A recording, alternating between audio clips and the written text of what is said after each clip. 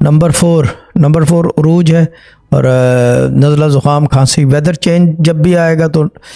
Number 4 का मसला यह है कि ENT का मसला है। हमेशा बचपन से पैदा होते ही अगर पेट के अंदर नाम रख दिया नंबर 4 का, फॉर एग्ज़ाम्पल पेट के अंदर 8 महीने का बच्चा है या 7 महीने या 6 महीने, उसका नाम मोहम्मद अली रख दिया, उसको पेट ही में नाक बहना शुरू हो जाएगी। वो इस हद तक है, यानी कि अम्ब्रिकल कॉर्ड से नाक बहना शुरू हो जाएगी। ये 4 नंबर का नज़ला ज़ुकाम रहता है। ENT का मसला रहता है एयर, नोज़ एंड थ्रोट, ये चीज़ें ENT का मसला रहता है।